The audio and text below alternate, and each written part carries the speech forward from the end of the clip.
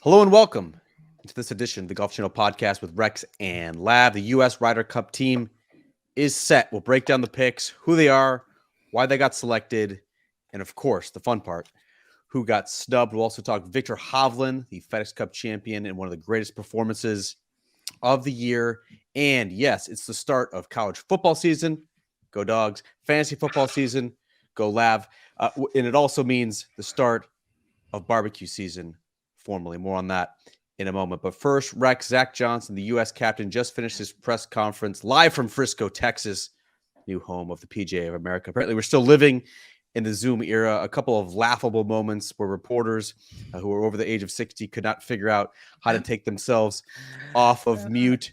What were your reaction to the 6 American wildcard picks? That is Justin Thomas, Jordan Spieth, Colin Morikawa, Brooks Koepka, Ricky Fowler, and Sam Burns.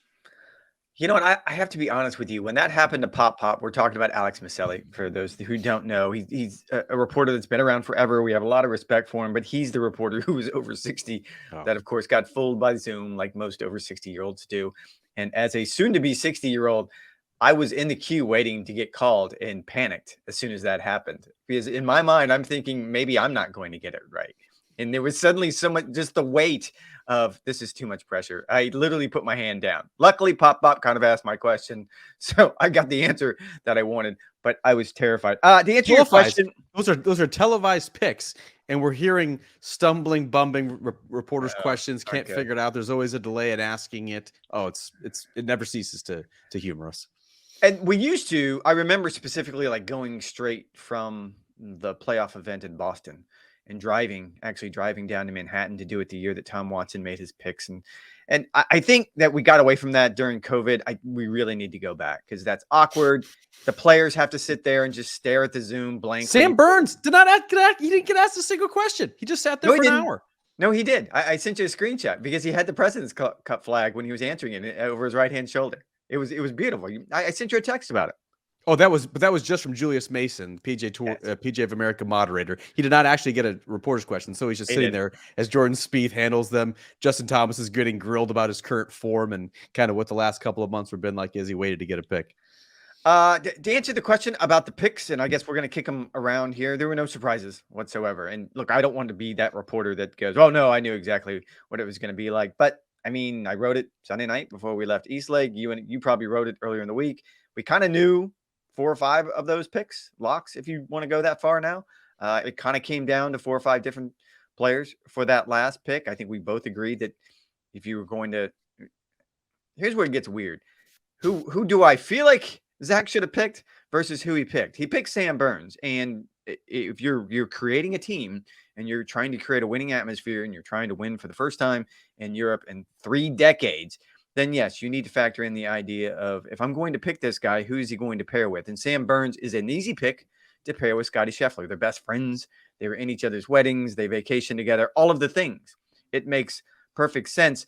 But when you start going down, and we can get into this later, I reached out to a statistician who had actually worked for Henrik Stenson, who was when he was the Ryder Cup captain and had put up a profile of exactly what they plan to do with the golf course in Rome and exactly the type of player you would go for. It's statistically, Zach didn't go after the players he probably should. And this is, you have to give sort of history and hindsight the benefit of the doubt here. You have to see how this plays out, but it's feeling a lot like Paris right now. In what way? Because Marco Simone has traditionally favored the best drivers of the golf ball that week. Cameron Young is a better driver of the golf ball than Sam Burns is. Keegan Bradley is a better driver of the golf ball than Sam Burns is. But Sam Burns is still above average in the PGA Tour. He's 35th in strokes gained off the tee. He's I think, picked primarily for a couple of reasons, Rex. Obviously, he's an elite putter, always has been. He won the match play earlier this year. Easy partnership for Scottie Scheffler, with whom, of course, he did go 0-2-1 at last year's President's Cup when neither player was in particularly good form. But I think listening to Jordan Spieth, I think there's also an element too that there's this core of young Americans between the age of 26, let's call it, and 30 who have grown up playing a lot of golf together. They've all been battle tested, whether playing against each other on the PGA Tour or in these cup teams. They all have the same hunger and the same mentality. Players who are not going to be phased by the daunting atmosphere and environment that they're going to have when they head over to Rome and Marco Simone. I think that played a lot into Zach Johnson's picks, even more so than what a statistician might tell you about who's a particularly good course fit for this place. First things first, did they not have the large logo for that shirt when you bought it? Was the large logo not available for the? This is actually, so this is the Georgia shirt. I know you can't see it particularly well. This is the Georgia shirt that they gave from the moon when Nike knew that college golf was going to be televised on Golf Channel, and so they wanted to make sure that you could see them from a couple fairways over. Make sure when they're getting interviewed, that's the only thing that you could see. It was actually the logo on the back as well. Is quite large. It's basically like a uniform number. And before we continue this conversation, I also want to point out a funny thing that I didn't get to yesterday on Golf Today when you and I were doing the roundtable. Going to the last question, and this was hilarious to me. And if anybody wants to go back and look, you can see how I'm laughing and you see the joy on my face because Eamon Lynch asked both of us for a yes or no answer. And I immediately thought to myself, Lavner has never answered yes or no to anything in his entire life. That's basically TV parlance, isn't it? Hey man, we got to get to break here. Give us a one-word answer. I wasn't going to play ball. I had takes. Oh no. And I unloaded my take.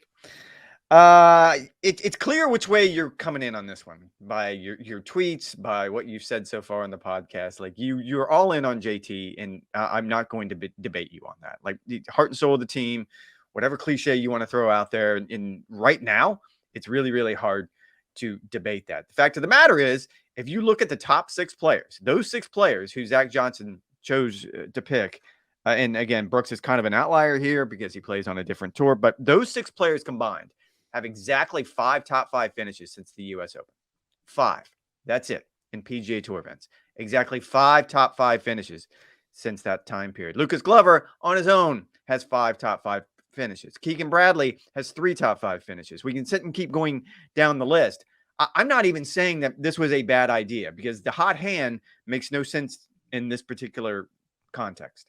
Going back to the Billy Horschel rule in 2014 and then when it was implemented in 2016, if we were all crawling on a plane on Sunday night in Atlanta, which thankfully we weren't because we definitely wouldn't have made those flights with the way the TSA line was in Atlanta airport. If we were all getting on a plane to go to Rome on Sunday night from East Lake, then yes, I think Lucas Glover, Keegan Bradley, those 2 players specifically had a really, really good argument to do this. But because we're going to wait a month before we ever get on there, and this kind of goes to what Zach Johnson was asked in his press conference. He was asked specifically if there was anything that happened at East Lake that changed his mind. And he kind of hemmed and hawed and danced around it. And the answer was absolutely not. Other than the fact that I met the 6 players for a dinner who had already qualified on Tuesday night in Atlanta. Other than that, nothing happened at East Lake. I would argue that nothing happened at the BMW Championship the week before. I would argue nothing happened in Memphis when Lucas Glover won because it's clear that Zach Johnson has had these picks on his mind for quite a while. I would say at least a month that, okay, this is the way it's going to play out. And it might be brilliant. We may get to Sunday night in Rome and just watch the entire team high five Zach Johnson and talk about how you put him right alongside some of the great captains of our generation, right there along Paul Azinger, right there along any of the great captains, or it could go the other way. And sort of that's the cross that Zach has to bear. I'm a little dubious right now when I look at the stats because I do think they matter. I was in Paris. You were in Paris. We saw how completely ill-equipped that U.S. team was to play that golf course. Phil Mickelson, as a pick that year, was comical. Nothing against Phil, but his style of play was never going to play out in Paris. That feels like hindsight, though. Like Tiger Woods played horribly in Paris, but he just won the previous week, and that wasn't fair. At the Tour Championship. I'm not even saying Bryson that. DeChambeau had the best year of his career in 2018. Not a good course for Bryson. Not a good course. But you're going to leave him off? Well, I mean, that was his best year on tour. Again, I'll go back to what are we trying to do here? Are we just trying to reward good play? Because if that's the case, why don't we just take the top 12 off the final FedEx Cup points list? Honestly, I'm not even being facetious here. Like, what are we trying to do? Are we trying to actually win the Ryder Cup over in Europe for the first time? And I'll lean into this every time. 3 damn decades it's been since the U.S. team won the Ryder Cup in Europe. Or are we just trying to recognize that, hey, you guys had a really good season. You've been loyal soldiers to the PGA Tour. all of those things. Like, what are we trying to do here? Because I'll keep coming back to the idea. And again, hindsight is wicked in this. And I hate playing this game right after the picks have come out, but we kind of knew what they were going to be. So we've had time to digest them. If you look at the 4 stats, and again, I went to the statistician. If you went to the 4 stats that really, really matter, it's accuracy off the tee. Again, Rome's going to play a lot like Paris, and we can go back and revisit that. It's going to be putting. It's going to be putting. It's going to be greens in regulation, and it's going to be scrambling. JT, your boy, JT, ranks outside the top 100 in every single one of those categories on the PGA Tour this year. Every single one. So, again, my question is, what are we trying to do here? Are we trying to make this a fun guys trip where Jordan clearly likes playing with JT? Is that what this is about? Or are we trying to win? So who would you suggest? Who would you take off? Give me some names, because if you're saying Lucas Glover, I'm not buying it. Lucas Glover a month ago was fighting to keep his PGA Tour card. If you're seeing Keegan Bradley, I'm not totally buying it. I wouldn't have been against a Keegan Bradley pick, but he also has not played in a Ryder Cup in 9 years. He is extremely anxious by nature. He has, yes, a couple of wins this season, but did not play well in the major championships. Had a chance to win the FedEx Cup and didn't finish it off. Nothing in the last 2 weeks may have eventually mattered when it came to the Ryder Cup selection. But forget about the last 2 weeks. But listen, I think if you're Zach Johnson, you certainly had some anxious moments, did you not? At East Lake, Lucas Glover started the Tour Championship just 5 shots off the lead. Keegan Bradley started. He was certainly in the mix through 36 holes and then backed up a little bit on the weekend. Had those players gone on to win, maybe it wouldn't have changed Zach Johnson's mind. Maybe he was completely dead set, but that would have been a whole lot more contentious of a Ryder Cup press conference if he left those guys off the team and had to somehow justify it. Fortunately, if you're Zach Johnson, it did not fall that way. And these are the 12 guys. I understand what you're saying, and you clearly don't like the Justin Thomas pick. I would just counter with, no. Who would you rather have? Who would you rather have? I'm just looking at, let's look at this clinical. Because again, I don't want to make this personal, because what you're going to try to do is turn this into, look, you're looking objectively at the data. I'm looking objectively at the. That is one data point.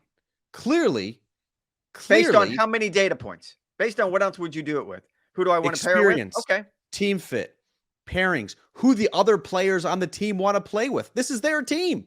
If they don't want X player, Ricky is and they in favor of someone else in the Ryder Cup, 3, 7, and 5. So again, I can sit here and pick apart all of these data points that you want to throw at me. 3, 7, and 5. I know JT has a good record. Jordan has an okay record, by the way. It's not great. I mean, 71% apparently in 4-ball play. He's 8, 7, and 3. So he's in the grammar scheme of things, he's barely above 500. So if that's the litmus test we're going here, I just keep going back to the idea that, and to answer your question, I would say Keegan, because if we're looking at this, I don't hate that. I don't hate the Keegan pick. And if we're going to go back, forget about last week, forget about the last 2 weeks. The stat I just threw at you suggests that Zach doesn't care what's happened since the U.S. Open. Again, those 6 picks combined 5 top 5 finishes. Lucas Glover on his own has that many. So it's obvious that he hasn't been really paying attention individually to what's happening here. And my guess is a lot of that does have to do with the idea that we're more than a month away from the matches, that so much could change. A player's form, a player's health, lifestyle choices, whatever it is you want to factor into this, so much could change between now and then, which makes this kind of an outlier year. Because again, I'll go back to almost every other year in recent history. We've gotten on the plane and we've flown straight to wherever the matches are. And we're having a much different conversation. You would agree with that if we had just gotten on a plane, correct? Yes. Then you would have the Billy Horschel hot hand rule. Got it. Going forward. However, we're recording this podcast on August 29th. The picks just got made. First ball's not in the air for exactly 1 month from now. That is an eternity in golf. To bring it back to Lucas Glover, a month ago, again, had not yet locked up his PGA Tour status for the following season. A month is a lifetime in professional golf.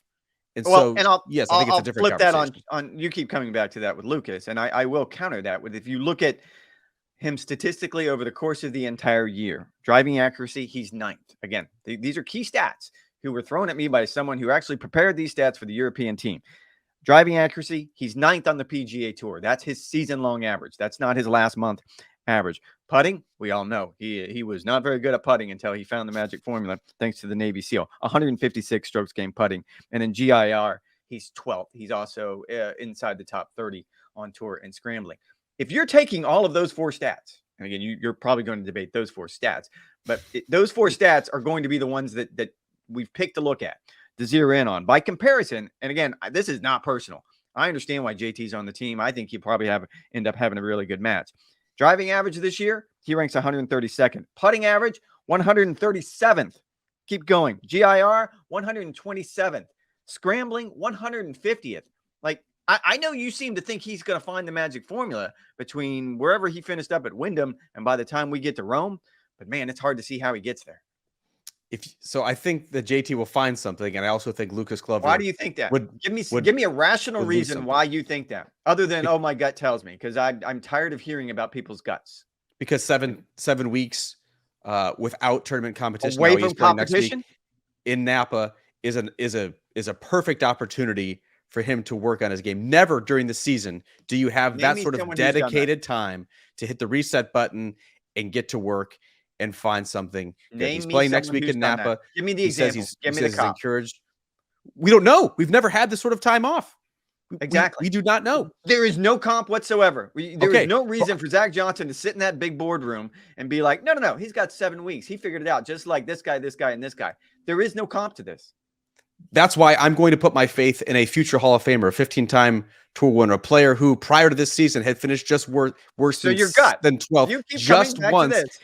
No, when it comes to JT, there's give me a reason. Other than he's JT. I am. I'm giving you several reasons. No, one, not that are real. His career record, his team competition record, 16-5-3. His presence in the team room. Zach Johnson, he is the heart and soul of this team. 4, the other players wanted him. 5, partner play. Jordan Spieth, their record speaks for itself. When they get to 4 balls, an alternate shot. Is JT going to play all 5 matches like he typically would? Probably not, unless he shows up in Napa and wins and shows absolutely baller form. No, I do not expect him to play all 5 matches. That does not mean that he will not have an impact for this U.S. side. JT to me was an absolute no-brainer. If you're going to nitpick on any of these selections, I think it's Sam Burns. I could have been swayed for Cameron Young, who's a better driver of the golf ball. I could have been swayed for Keegan Bradley, who I think is obviously one of the most passionate members of the would-be American side. Ultimately, they chose with youth. They chose with match play performance this year. They chose with recent form. 3 top 15s in Sam Burns' last 4 starts.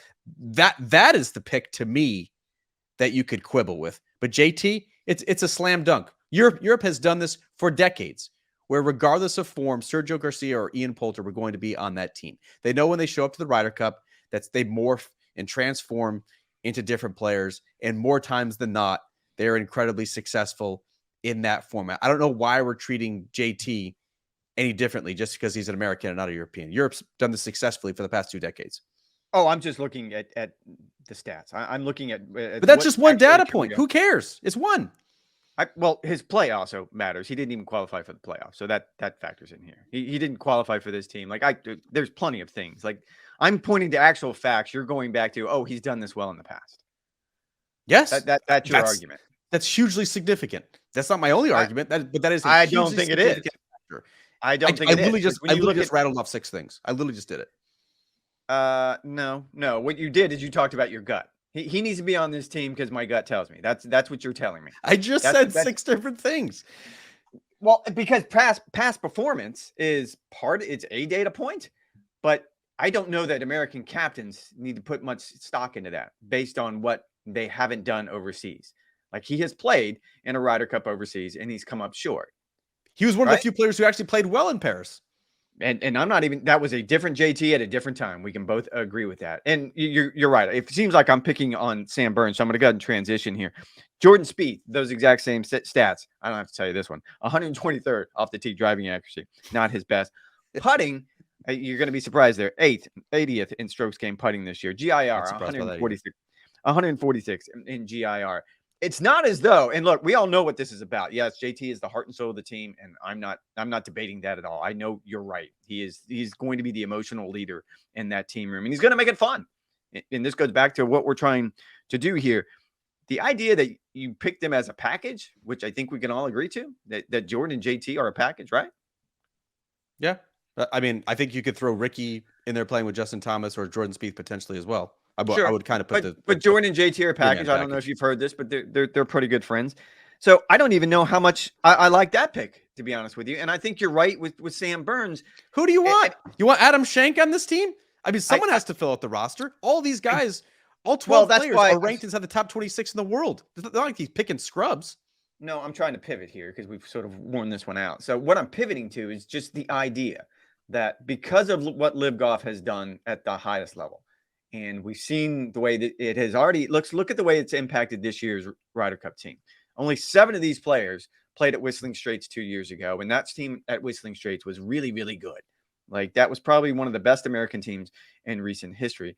You kind of lost a big part of that when you lost DJ, when you lost Bryson. I guess you can make the argument when you lost Patrick Reed to some degree. You can't shake your head and say no. I mean, they were a big part of that team. And now you sort of flip the other side and you look at what the European team is going to look like. And look, we'll have this probably the same conversation next week after Luke Donald makes his picks. Liv Golf is going to force them to do what I feel like the Americans probably have to do. Because we had this conversation about your boy Aberg, that he's going to end up being on that team. And had it been maybe a different scenario, a different time without Liv Golf, I don't know that comes to pass. And I feel like it's almost going to be a seminal moment when we get to these matches, because it will be clearly with the European team, still top heavy with your Victor Hovlands, your John Rahms, your Rory McIlroys, but they will have such new looks on there. It'll be which one of those Hogarth twins that we can never seem to remember is the better of the two. Nikolai's the one who's going to be on the team. That mountain of a man, Adrian Marunk, will end up being on there, I believe. Your boy Ludwig will end up being on there. It will be such a different team. And again, this is all hindsight. I'm not even saying that, it's going to play out better for them than it is for the United States. I don't know. That's what's going to make these matches so fascinating to me, because it is going to be a seminal moment between these two sides. You have the Americans who are still kind of clinging to this idea that this is the way that we decided coming out of Glen Eagles, we were going to make it work. And by God, we're going to continue down that road. Where the Europeans are just going through this huge sort of makeover, and not by their own design. I'm sure Luke's not loving what he's having to do with his team right now, but you can see how it could play out a lot of different ways. And look, I think you're somehow dismissing the fact that the American team that showed up last fall at Quail Hollow was one of the best teams we've seen as well. And yet there was still really good kind of some transition from that team as well. Like Wyndham Clark, breakout year, 2-time winner, including the U.S. Open. Brian Harmon, feisty bulldog, go Dogs. Finally gets his major in the Open Championship, and now is playing in a team competition. A lot of people probably would have wanted him because of his putting prowess on a team prior to that. You look at Brooks Koepka, his career seemingly derailed by injuries last year, seeing what he's done in the major championships. I know what you're setting up here, Rex, and I don't disagree with your premise. The Americans might be ranked inside the top, all 12 might be ranked inside the top 26. All of these players seem like they will get along well together. I do believe at this time I would pick Europe to win, and that would have been unthinkable 9 months ago. But if you look at this American roster, and I know what you're doing here, look at this American roster. You can pick nits. You can pick nits with any of these guys. You really can. Scotty Scheffler is probably not going to be given a putt that is inside of 1.5 feet. Wyndham Clark played well at East Lake. This is going to be a player who's playing in his first Cup competition. Ditto for Brian Harmon, who has kind of tailed off a little bit after the Open Championship. Patrick Cantlay, surprisingly, did not win this season. Max Homa, don't know how he's going to do. Ball of energy, how he's going to do in a way Ryder Cup. Xander Schauffele did not win my player of the year for 2023. Did not win. Brooks Koepka, his record is so-so when it comes to the Ryder Cup. Jordan Spieth kind of depends on how JT is going to play. Collin Morikawa, will he find a partner who can putt, who is not named Dustin Johnson? Sam Burns, he and Scheffler went 0-2-1 at the President's Cup last year. Will he be able to find something? Ricky, you've kind of gone over his record, 3-7-5. That's a lot of half points when it comes to Ricky Fowler. Like you could talk about all these guys. I don't disagree with your overall premise. I know that's what you're setting up here. You think that Europe's going to win, and I think they will as well. If you're the Americans, and now you got 4 or 5 weeks off, and only a handful of them are going to be playing in Napa next week at the start of the FedEx Cup fall, I think you have some serious questions when it comes to the Americans. And it wouldn't surprise me right now if the futility across the pond extended. Sorry, I went on a deep dive on can you pick nits. I don't know if that's correct or not, but if any, please, irregardless of what you found, take that, Bauer. That is true. Can you pick nits? Can someone please let us know in the comments? You guys are so kind when it comes to the comments.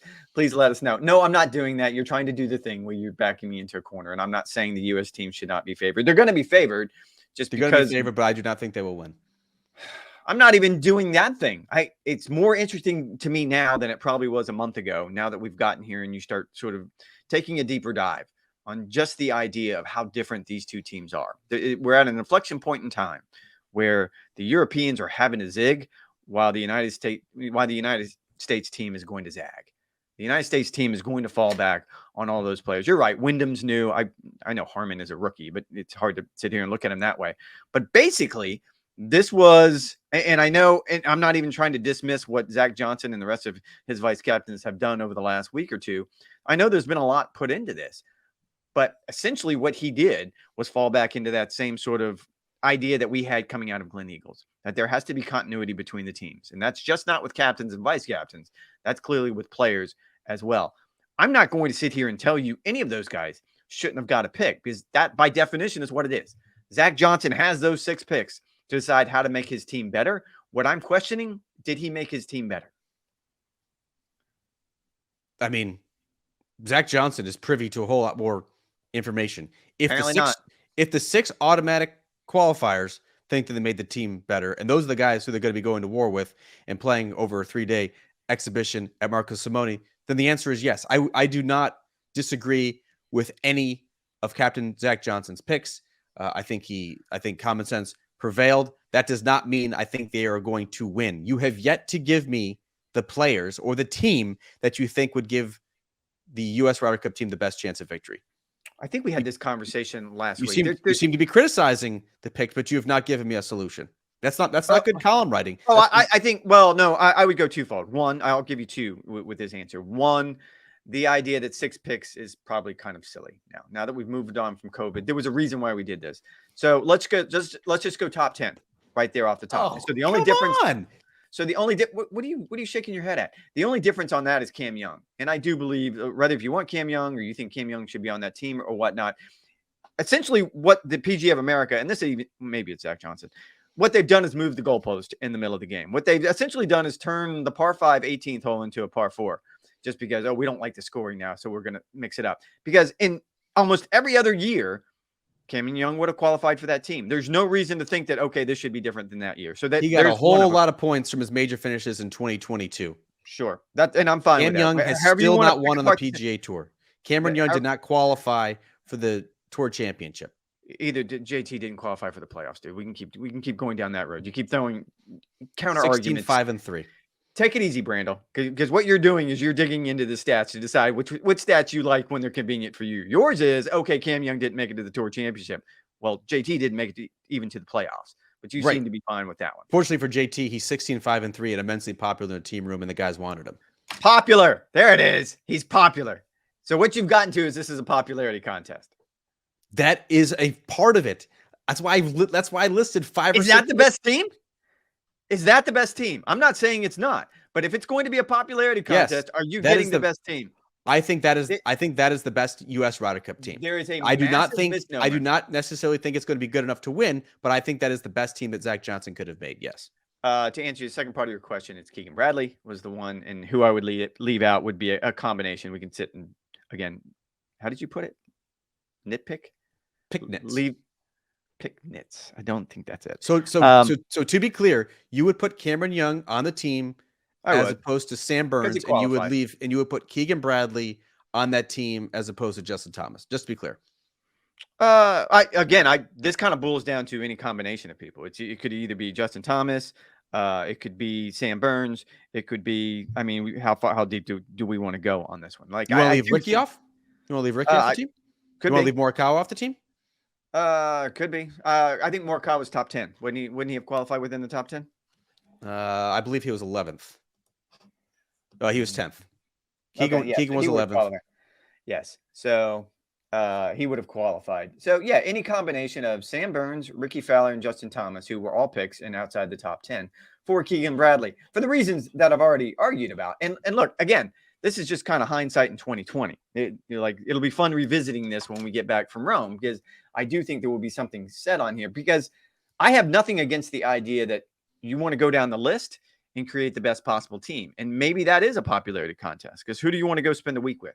Is that what, and if that's the conversation we're having, I'm perfectly fine with that. Do you think that creates the best team? Because I'll go back to the idea, and I think I've said this story before. I remember talking with a coach for a European player, and we were talking about the Ryder Cup, and kind of the old cliche came up about the Europeans just seem to get along better than the Americans do. And he laughed out loudly, like a guttural laugh. And I was like, what are you talking about? And he goes, at the last Ryder Cup, he goes, you had players yelling at players, almost getting in fistfights. You had wives crying, running out of the room. You had vice captains accusing each other of making bad decisions or being homers or whatever the case may be. The idea that it's all happy and roses and rainbows over there, absolutely not true. Did they find a way to put everything together when the time comes and play as a team? Apparently, because they've done a really good job of it over the last decade or so. So the idea that you need to get everybody in this team room that gets along, I think that's wildly overstated. I'm just saying it makes it easier Sure. for elements of camaraderie to coalesce naturally if they all like each other. I'm not saying that should be the sole determining factor, and I don't think it was in this scenario. I would also completely disagree with your idea that they should get rid of 6 captain picks in favor of how they used to do it, whether it's 2, 3, 4, whatever the case may be. This is Zach Johnson's team. He now has the ability with 6 captain's picks to create the team that he wanted. He could have had a team with the 6 best putters. He could have had the team with the 6 best drivers of the golf ball. Apparently, your statistician would have wanted him to do that. Instead, it is clear with the theme of his picks that he wanted that core nucleus of 26 to 30-year-olds who have played against each other for the past decade plus, who like each other. When there's just one player that wouldn't quite, like, you're just making that's just one player difference. It's the difference between Cam Young and whoever else you want to pick. Sam Burns, Ricky Fowler, JT. Right. So you would have left. It's not as though he completely went outside the boundaries here. Like, he made one decision that was different from what the automatic 10 qualifiers for. Like, I don't get, how does that work out? I mean, he picked Ricky, who was 13th. He picked Justin Thomas, who was 15th. No, I'm looking at just the top 10. You were saying that, okay, you don't want to go back to the top 10 automatic qualifiers. He colored outside the lines just once in that scenario with Cam Young. Like, why? I'm saying I like the flexibility. I like the versatility. He didn't use the flexibility. Like, so he didn't, clearly. But if you went to so if you look at the top 12 in the point standings, I think it is obvious. I think it is obvious that the point standings too heavily skew towards major championship performance. Wyndham Clark was number 2 on the American standings. Brian Harman, whose lone win this year was the Open Championship, finished 3rd. You cannot tell me that Patrick Cantlay or Xander Schauffele did not have a more consistently excellent seasons than Brian Harman did, and yet they were further down on the point standings. So relying solely on this, including all of the points that they're earning from 2022 major championships, which has zero relevance for the matches that are going to be played in September 2023, to me, doesn't make a whole lot of sense. So relying on that basically just to get, they're kind of the no-brainers, I would think, right? Like, you're going to have Scotty. He's the world number 1. You're going to have Xander Schauffele. You're going to have Patrick Cantlay. You're going to have those types of players. Max Homa, who was a multiple-time winner during this PGA Tour season. But relying solely on that, or I guess more heavily in taking automatic picks, I don't like it, particularly the way that the points are structured right now. You would just want to use the FedEx Cup points from this season. Just let's cut to the chase. No, if I had my way, I would have all 12 captains picks. I wouldn't even use it. No captain wants that. No one wants that kind. I mean, this is where the problem lies. And we can go to our conversation, which we've had in the past, about the Walker Cup. And I think I've been outspokenly critical about that process, where there has to be some. Yeah. You have. I know you have. And there has to be some level of transparency. And I will tell you that, yes, there's some captains. My guess is Paul Azinger would love to have 12 captains picks. I can guarantee you that Davis Love would just rather take the top 12. Because if you've played well enough to be inside that top 12, you probably played well enough to be on the team. Does that make for the best team? Probably not. And we can sit and have a debate about what the best number is, 6 or 2 or some combination inside that. But I don't think the idea that he only made one change outside of that top 10 leads me to believe that, oh no, he has to have this flexibility. I don't buy that. I like No captain in recent history has gone outside the lines like that. None of them. And they will not go outside the lines like that. I know, but I'm saying in past years, we've also seen captains who would just go straight down the top 12 and say, these are the 12 that we have. In that case, Cameron Young and Keegan Bradley were quote unquote snubs this year in favor of Ricky Fowler, who was 11th in strokes gained, won in Detroit, has had a resurgent year, and Justin Thomas, who, as we documented on this podcast, his match play record clearly spoke for a lot. I just like the fact that Zach Johnson can mold this team how he sees fit. He's the one who's staking his reputation to this result. I mean, his rep is on the line. He will be hailed as a hero, as phenomenal leader of men, in the same vein as Paul Azinger, if the Americans end this 3-decade drought. If he doesn't, of course, he's going to be second guessed to death on podcasts just like this one. So let him form the team that he wants. Don't necessarily hamstring him by some kind of point system that an AI bot created for him. I think that's just kind of the point that I'm making there. All right, we've spent 35 minutes on these U.S. Ryder Cup selections. We'll be back next week, of course, to break down Luke Donald's picks. He'll be making them Monday on Labor Day. Rex, you want to ruin your Labor Day and do that podcast, or should we just wait till Tuesday? Do you really want to disrupt your Labor Day plans? We're not going to get into your plans. We'll do that at the end of the podcast to talk about Ludwig Aberg, potentially Bobby Mack if he falls out of one of those automatic spots. How about Nikolai Hogard? I know you've been wanting desperately to talk about him. Sepp Straka, if he gets Give to me call some up Ronk. From Vienna to Valdosta and then back to Marco Simone. Yes, Damn. we're going to be waiting until Tuesday to break those. I think we do. down. No. All right, whatever. Go ahead. I feel like we be should doing be that. here for the fans, but clearly you don't agree with me on that. No one's going to be interrupting their barbecue to hear what we have. And we probably can't even get the podcast cut, but that's a different story. Rex, how about the FedEx Cup Championship? We were both on site at East Lake for the Tour Championship. Had to run out there.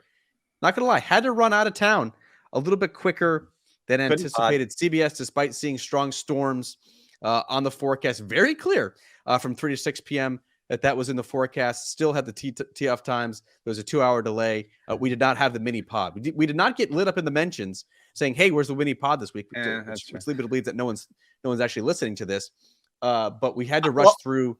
I want to rush through our Sunday night right scores. I want to put that theory to a test right now because you touched on it. So let's put that theory to the test. That maybe we'll see who's actually listening to this podcast right now. Yes, that seems aggressive that CBS, and this is a normal thing that TV networks do, that they do not want to send players off early and run it tape delayed. That seemed dangerously close to not being able to finish up on Sunday night at East Lake, which would spill over till Monday morning, which you and I weren't going to be there anyway. We both had flights out of Atlanta, which we almost didn't make thanks to TSA. However, I cannot believe that a tape delay finish on a Sunday afternoon, because you finished up early before the storms came through, is worse than a Monday finish. I could be wrong here, but I don't believe that. Especially with Victor Hovland up at one point by 7 shots as he won on Sunday. I think it eventually became more captivating. I'm not sure how many TVs had already clicked off by that point. And just to put a fine point, Rex, on that TSA issue, in what world does the busiest airport in the world close the TSA line at 9 o'clock? And so the busiest airport in the world, Hartsfield-Jackson, had a single checkpoint for all travelers post 9 p.m. Absolute lunacy. There was madness. There was crying. There was yelling, near riding the security line, to get your ID and scan your boarding pass. Those folks started to go home because they're like, 10 o'clock. That's what time I'm checking out. I did my 2 to 10 shift and out we go, regardless of the pandemonium that's happening. Could not believe what I was seeing. Apparently, there is a roundabout way that you can get it. You can go through the international terminal, go to the SkyTrain, and that provides access to all gates. Not know that at the time. Luckily, you and I both got back, and I hit the pillow at 1:30 a.m. You were probably similarly timed, and then we're back at it yesterday for our Golf Today hit. However, we did cover the Tour Championship, and Victor Hovland is now the FedEx Cup champion. Back-to-back BMW Championship. He shot the 61 on Sunday to steal a title from Scotty Scheffler. And then this was an absolute tour de force I mean, 36 under par over his last 2 weeks. Shot 63 to deny Xander Schauffele, who shot 62. In any normal circumstance, Xander Schauffele may have won that golf tournament. Instead, he only narrowly cut his deficit from 6 shots to 5 shots. What a performance by Viktor Hovland. What a player. What a guy. What was your takeaway from East Lake? And I know you took a deep dive in sort of Victor's, I don't know, origin story, whatever it is we want to call it, in his work with the TrackMan Maestro. And it is fascinating to me. And I might have said this before, that, and I was having this conversation with an equipment rep Sunday morning about the idea that normally when a young player shows up on the PGA Tour, they're close to fully formed. All of them work hard to get 1% better. The idea in every aspect of your game. And like, that's why they're really, really good at what they do, because they're always working, even at things they're really, really good at. In this particular case, I asked this rep to like put a number on how much better Victor's short game is now versus, I don't know, 2 years from now.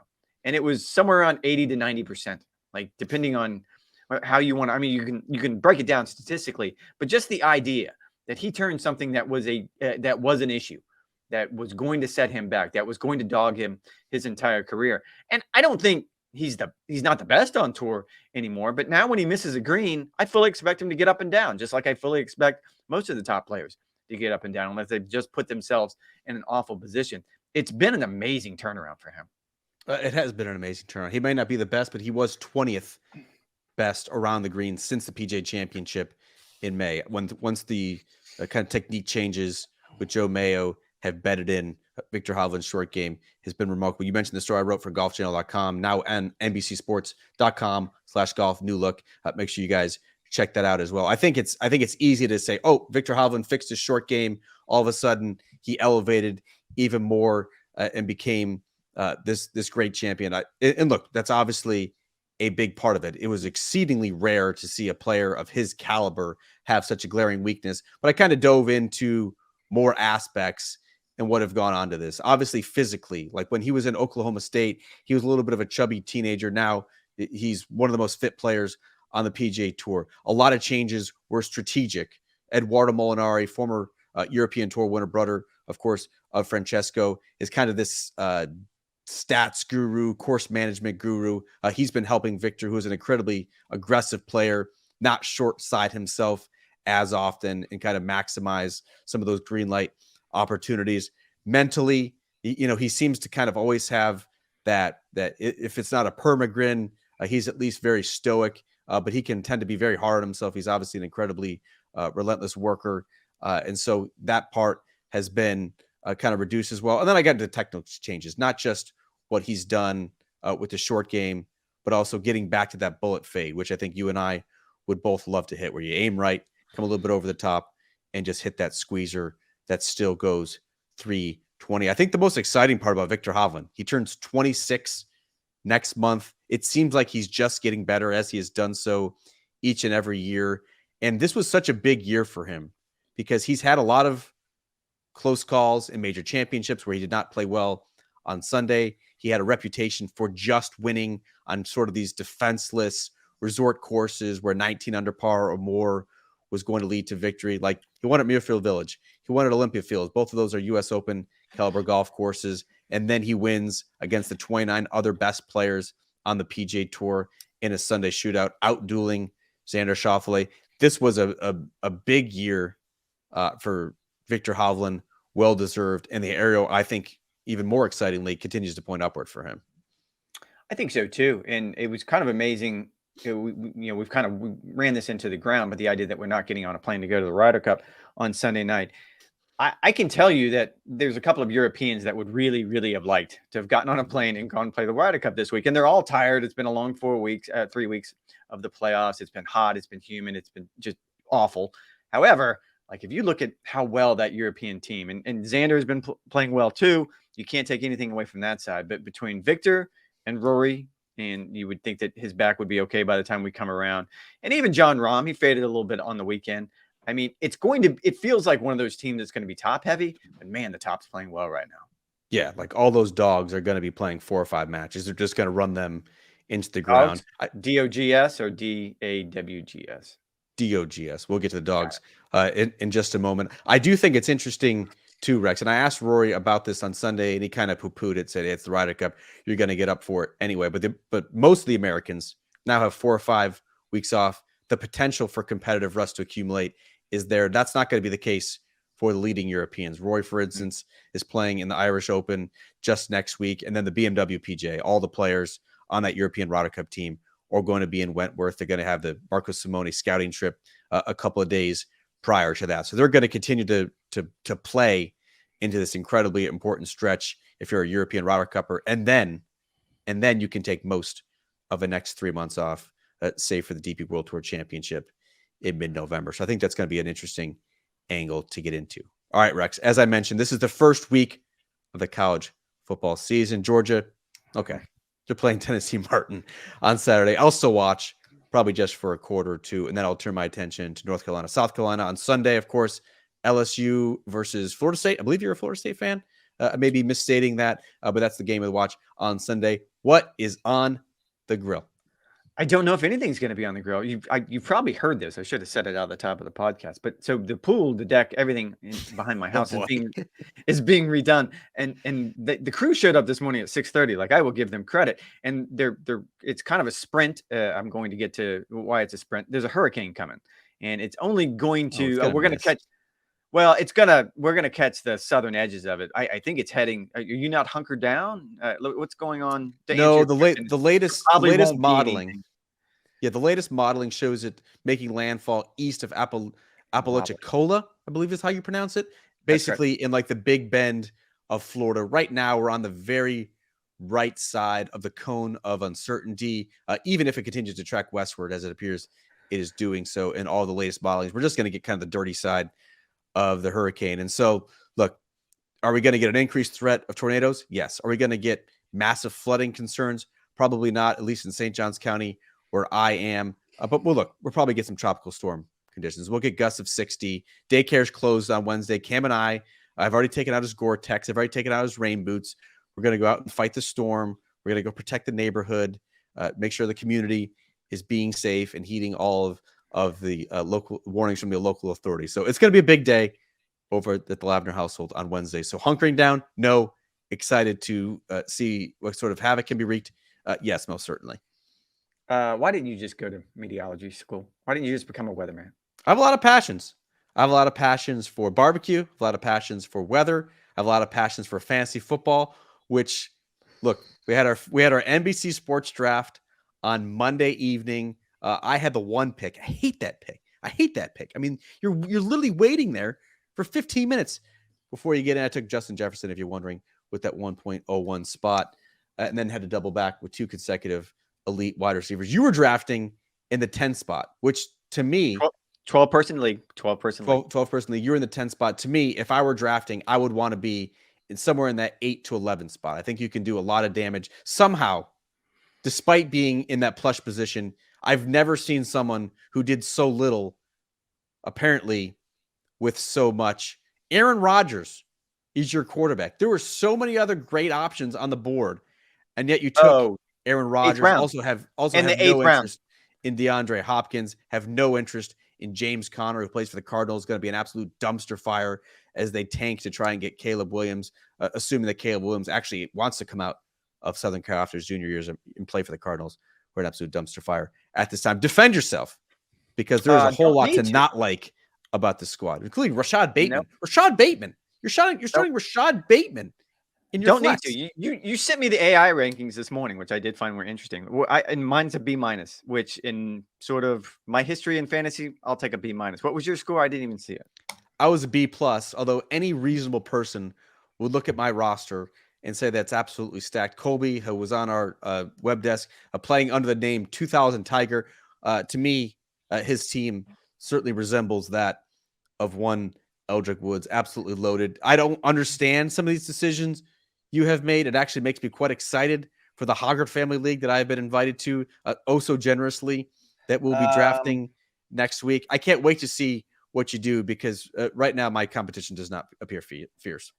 That's not the text you sent me after the first round when I got Nick Chubb and CeeDee Lamb with pretty much back-to-back picks. Yes, that was a good start. And then somehow it just fell off a cliff. somehow it fell Aaron off his Rodgers butt. was probably not the quarterback I had when I envisioned how this draft was going to go, but I also had it in my mind I was not going to pick a quarterback anywhere in the first 5 to 6 rounds. I picked Aaron Rodgers in the 8th round.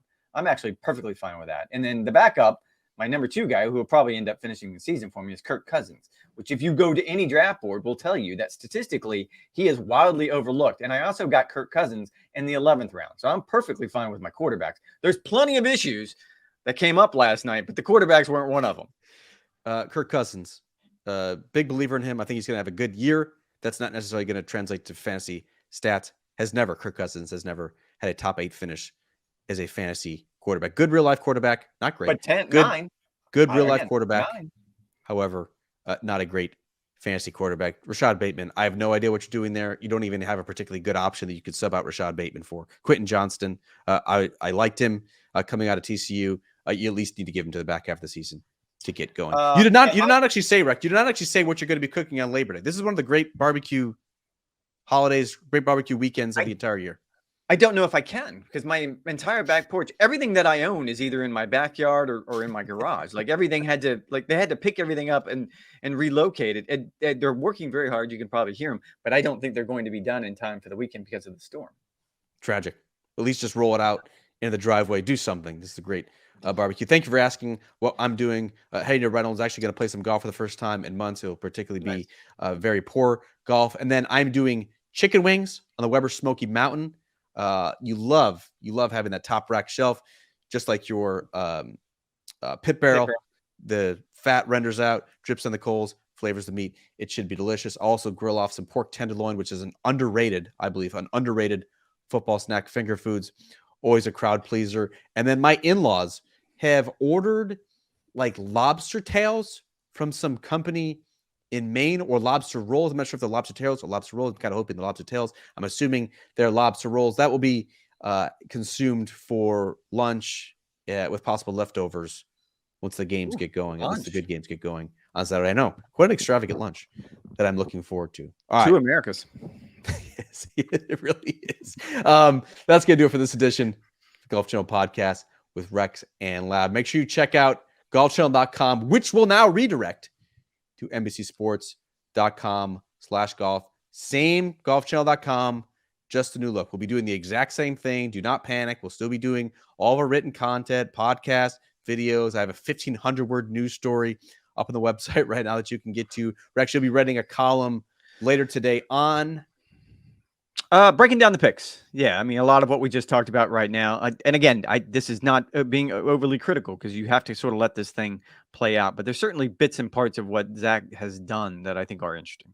Okay, so make sure you guys check that out on the website later today. We'll be back next week for a recap of European captain Luke Donald's picks. Thank you guys for listening. Hope you have a great Labor Day. Enjoy those lobster rolls wherever you may be having them. Shout out TSA.